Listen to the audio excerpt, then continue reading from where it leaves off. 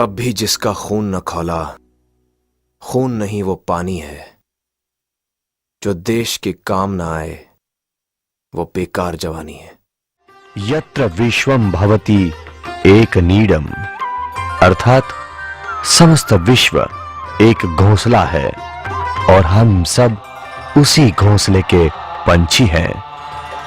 एक कैसा विलक्षण जीवन मंत्र, कैसी विशाल भावना जिसमें विश्व की कई समस्याओं का समाधान है।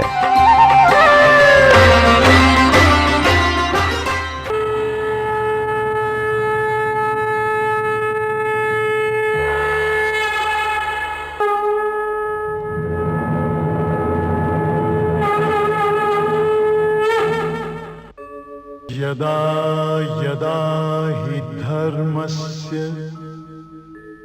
ग्लानिर्भवति भारत, अभ्युत्थानम् अधर्मस्य तदात्मानं सृजाम्यहम्, परित्राणाय साधूनां विनाशाय च दुष्कृतां, धर्म संस्थापनार्थाय संभवामि युगे युगे।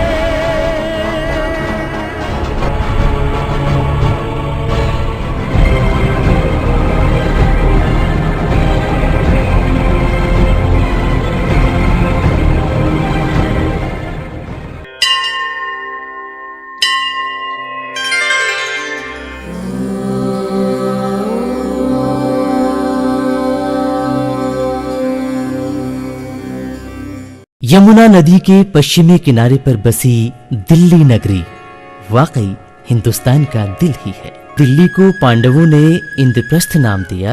समय समय पर निर्मित स्थापत्य और ऐतिहासिक महत्व की कई इमारतें जैसे लाल किला, पुराना किला और कालांतर में निर्मित पार्लियामेंट हाउस, इंडिया गेट, बहाई मंदिर, अक्षरधाम आदि दिल्ली के गौरव के अंग ही हैं। महात्मा गांधी की समाधि दिल्ली गेट से लगभग 4 फर्लॉन्ग की दूरी पर राजघाट में महात्मा गांधी जी की समाधि स्थित है। राष्ट्रपिता की हत्या के अगले दिन यानी 31 जनवरी 1948 को इसी स्थल पर उनका अंतिम संस्कार हुआ था।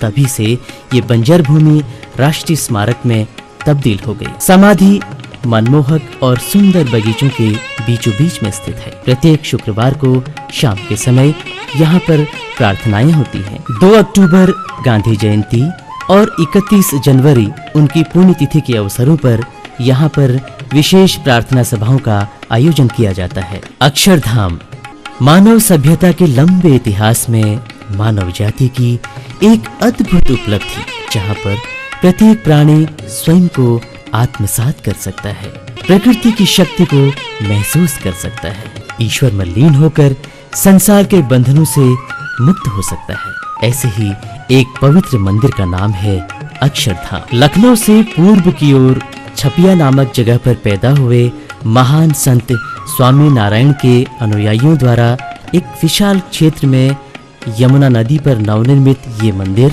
न केवल स्थापत्य कला का बल्कि योग और उपासना का भी एक बहुत बड़ा केंद्र है।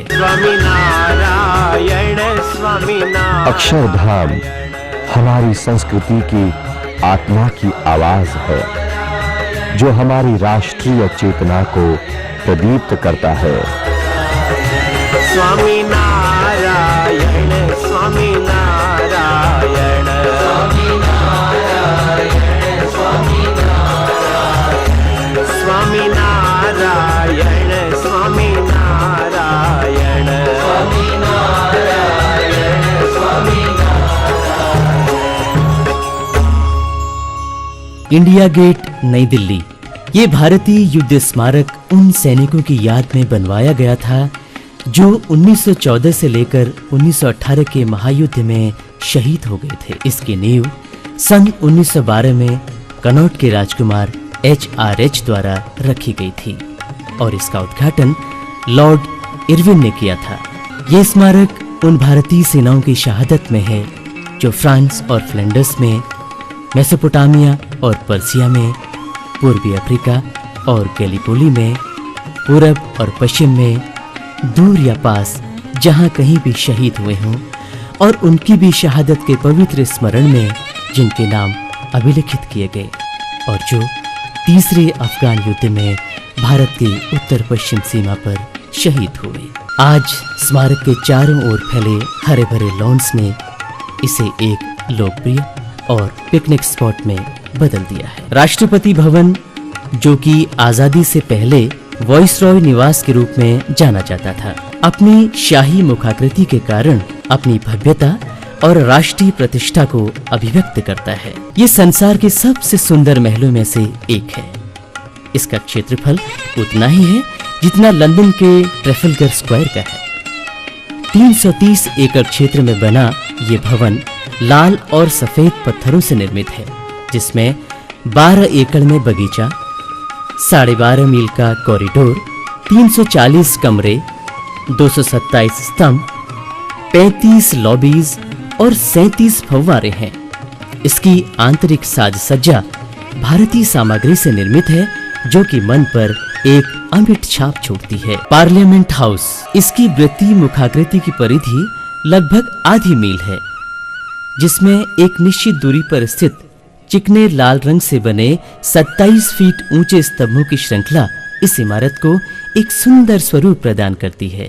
यहाँ पर लोकसभा और राज्यसभा की कार्यवाहियां चलती हैं। जंतर मंतर, कनॉट प्लेस के पास संसद मार्ग पर स्थित है जंतर मंतर।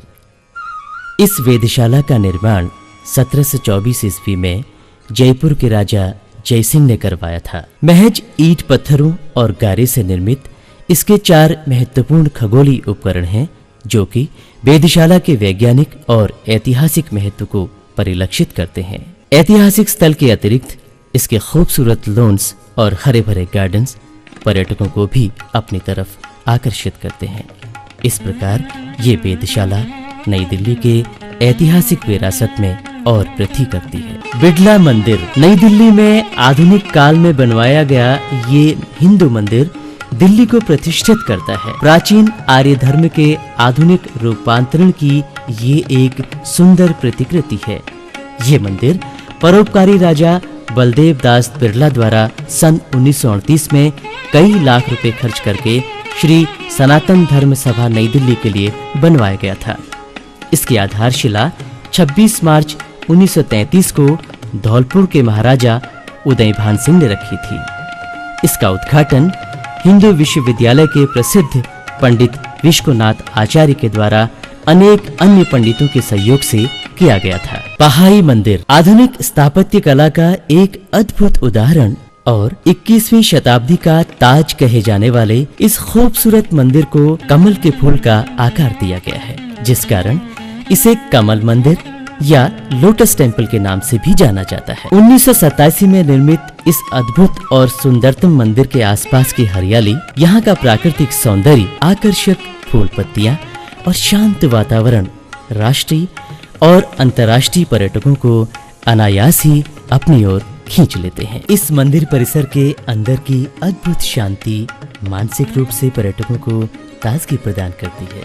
एक व्यक्ति के जीवन की भव्य जागृति समग्र राष्ट्र के भाग्य को बदल सकती है, समस्त मानव जाति के भाग्य को भी।